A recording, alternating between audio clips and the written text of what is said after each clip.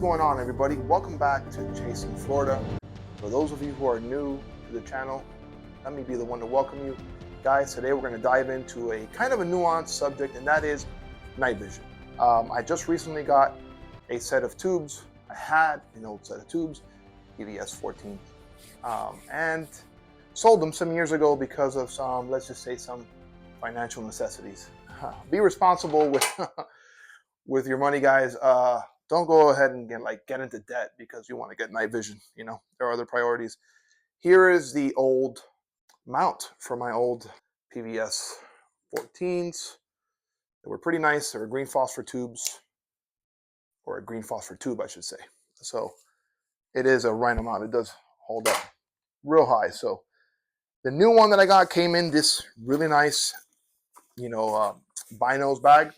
This is from US Night Vision, guys, so check them out. Very simple to look them up, usnightvision.com, just like that, usnightvision.com. Main little E-clip there, main pocket, have some helmet scrim there that I keep. This is where I stow the unit when I'm transporting it.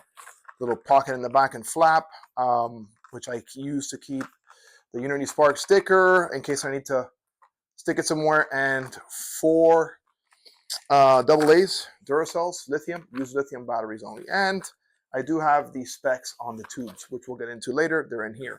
I also keep a spare CR, or actually 123A battery for the aiming device, which we'll talk a little bit about, not too much because you guys have already seen that already. Top has some Nocturne Industries sacrificial lenses in red, which help with some of the, let's just say, eye issues that you may have with the brightness, and another spare CR123 battery. Sacrificial lenses are necessary, but if you can get them in like different colors where they actually serve something else other than just to be there in case they break, go ahead and do that. So we'll bring the unit up here. I'll link Nocturne below, by the way. And there they are. They are a set of a BNVD-1431. BNVD stands for Binocular Night Vision Device. 14 because I do believe this uses PVS 14 style optics on the user and on the other side on the objective lens as well. And then the 31 because they closely resemble the 31 alphas, which is the current issue, standard issue that is manufactured by L3 Harris, and they're standard issue to SF. And we'll start front to back here on this unit. And closest thing all the way to the front were the bikini covers, which I've removed. Nothing, crazy there. These are just bikini covers that kind of protect the lenses. Up front, I have the sacrificial lens, a 37mm one, with a infinity iris, which I picked up on Amazon, fairly cheap. I think they were like 90 bucks. I was going to get the other ones, but they're $250, so I'm going to hold off on that. What's neat about this is you can turn them. As you can see, they're closed off right there. That's neat for daytime training. Yes, you can train with these on like this during the day, or you could just put a cap over it and poke a hole in it. Same effect. Why would you do that? Because you want to get familiar with training under night vision. Perception's a little off when you have this on, and drawing, even though you've done it a million times, you want to practice that. Moving the rifle, moving around with the rifle, passively aiming and actively aiming is all stuff that you can do when you have this shut down like that way. So yeah, it's cool to LARP at night, but it's also nice to shoot. And there's not a lot of night ranges here in Miami, Florida, unfortunately. Moving back from that, you have your cap here where you run your single AA that will power the unit for about 5 to 8 hours, depending on how cold it is. It's Miami, it's very hot, so I'm not always here, guys. So keep that in mind. Currently it's empty. I am running a battery pack, and this is a Fisher connector on the side here, and this is an TNVC cable that runs to the back to the battery pack. We'll talk about that as we get to the back. Towards the side off here, offset, it is an IR illuminator built into the BNVD device, and then you have your tubes, which are Photonis Echo Plus tubes, which are great. They're European made, not as good as L3 Harris, not as good as Elbit, but just as good. And they're particularly good in suburban and city environments, which is where I'm at. So that's actually pretty nice. This was all put together again by the people at US Night Vision. On the back end, Don't have any sacrificial lenses there yet. I do have some protection there though that are threaded on so that nothing can hit the lens. It has to be something very, very sharp coming in. I do have some on the way though from Nocturne Industries. They should be arriving sometime this week. I will don this to show you guys later on how they feel. They are obviously articulating and they have stops. Now these little knobs here on the side, which you'll see on every single side, and I have them set to a predetermined stop. So when I articulate the goggle and I want it to stop at a certain, which is right there, it stops for me. These are adjustable and it does have some E-clips, which is nice because it keeps them in place and does have some tension on them. You're able to focus the front lens or the objective lens, and you can also focus a little bit of the lens on the back end as well. And you can focus with these infinity irises also, which is pretty neat. Rolling back from there, you have the Argus mount, which looks just like a G24 mount. Now, the G24 mount from Wilcox Industries is on the way, and it also is on the way with a low-profile L3 or L4-3, I should say, shroud. We'll talk about that when we get to the shroud. This mount is pretty good. I did have to shim the goggle, and I did have to shim the inside of this shroud to keep it a little tight. It is a little floppy when it's up, as you can see that. However, when it's in the deployed position, it is actually pretty firm, so that's nice. As you can see, I have some split rings, some titanium split rings that I put in there in the little holes that are provided to run the bungee shock cords that go into this OpsCore Fast helmet.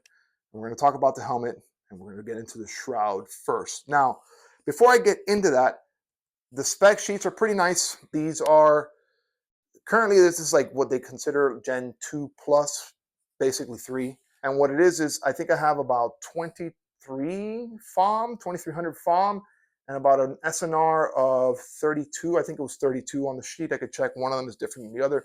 The tubes aren't identical, guys. They're very hard to make. So it's pretty good. There's no blemishes on these at all. And I've used them in the basically unfiltered setup the whole time, meaning I'm not running that red Nocturne filter on the back. I just have them straight running white phos, which I like. This is probably a unit that you can expect to pay anywhere from $6,000 to $8,000 for, okay? And it is a significant price. However, compared to some of the other tubes and options out there, you'll find out that it's not that bad. The shroud itself and mount does have the breakaway feature. The shroud is a bit bulky. That's why I got the one from Wilcox coming in. Going quickly into the helmet itself, the SF Fast. This is the legacy helmet made out of those 3 different polymers or 3 different types of materials, rated for frag and 9mm. So pretty cool. If you're going to have a helmet, get one that's rated for ballistics. If you want to get a different helmet later on to do something else, then get a bump helmet. But your first one, in my opinion, should always be a ballistics helmet. What's running in the back here is extra bungee suspension that I got basically for free. The guys from A&A Tac, who are building me a badass cover made out of DNC M81 camo that is fully reversible. That should be in about 6 weeks. They did also sell me this Mohawk, basically used at half price, so it's fine for now. It's going to hold me through. Now I'm going to go through the back. You'll see that my cable is routed through a bungee shock cord.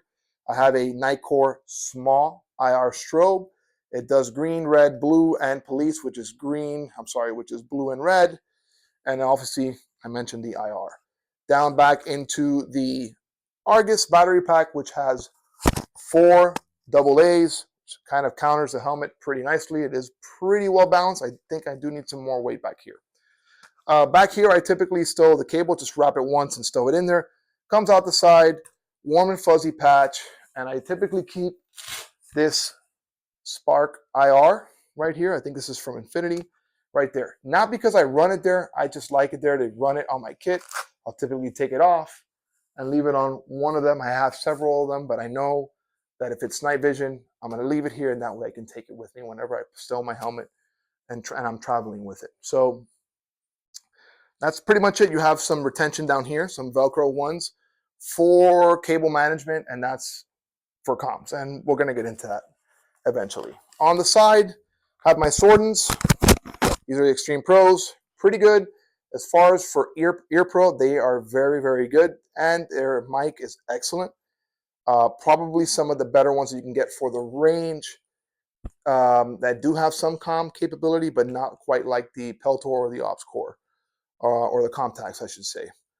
The Walker, this is like, think of like your Walkers. This is kind of the top end.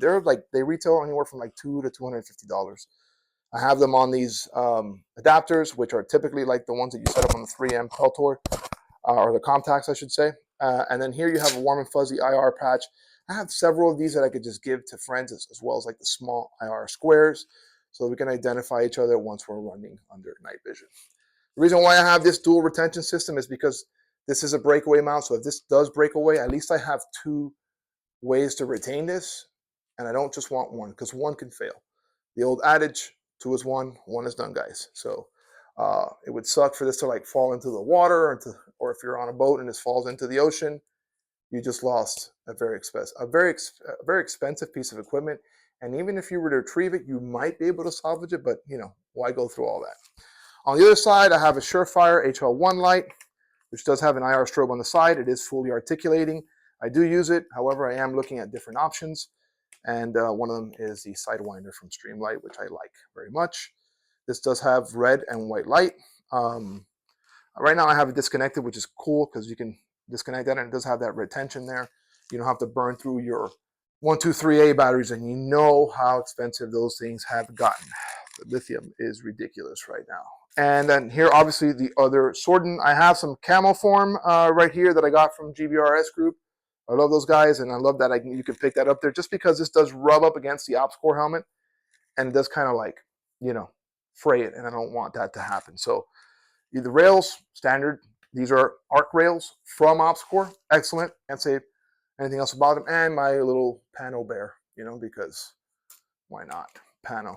I've had that patch since I had my old PVS 14. So, and do want to mention that this, when you're not running the Fisher connector, you do have a little tiny tethered plug that you can put in there and cover your Fisher connector. So that's pretty cool. Inside, Team Wendy BOA, awesome. My favorite. I ripped out everything that this came with. So there's no that plastic and styrofoam insert. That's all gone. All you'll see in there is D-pads, which I do have to adjust now because they are sagging a bit and they're getting a little too low for my comfort. I'm probably going to have to switch to the heavy, or I should say the large size, because this is the medium. Inside, I have routed the cable for the Sordins. Now, I'm going to don this quickly. Excuse the hat hair. Do it the full way with the chin strap, but chin strap just kind of goes over both your ears. I mean, if you guys have ever used a helmet or a bike helmet, you can figure that out. These pop in, you'll hear the click, right? BOA. And there she goes. Now, one of the reasons I like donning this is because I get to practice deploying it. As you can see, I've gotten a little bit better with it. It does take some time to get used to. The Argus mount does also offer the ability for this to move forward and back. This will allow you to adjust the cant on the goggle, as you can see, so you can see nicely through them. Lastly is the lever over here, which will allow you to slide these up and down on the helmet. So pretty cool. They are pretty well balanced, and I can work them pretty simple. So I'm going to take it off and set it down, because we're pretty much done with this, guys. Things that are coming are exciting. The ANA TAC cover, super stoked to get. The new light over here, I am replacing this Nitecore with an SNS Precision Manta, because I like the fact that it vibrates when you turn it on and off, so it lets you know that it's on. It actually tells you when you're in the IR mode, and it does have the blinking white and green, which I like the most, and it is very bright. Okay, so it's another great thing. I love strobes, and I think they're kind of important. Not that you have to run them all the time. Don't go putting a bunch of stuff on your helmet unless you need to. The strobe's going to be there when I need to put it on. Purposes of this video, I'm showing you this, but typically I don't have this on here, nor do I have that, and nor do I have any of this extra light or anything. I just typically keep the nods on there if I am messing around with this and whatnot. Okay. The other thing that's coming is definitely going to be a new Sidewinder, like I told you, and that new Wilcox mount with the Wilcox shroud. And at that point, then I'll do an update to this video. Hope you guys enjoyed it. I hope you guys found it somewhat informative. If you want to dive into some of the more nuanced parts of night vision, let me know. I'll gladly do it. I got nothing else for you guys. Guys, thank you guys for watching. If you guys have anything else you want to talk to me about, just comment below. Like, subscribe, hit the bell notification so that way you know when I'm posting new videos. And as always, I'll see you guys in the next video.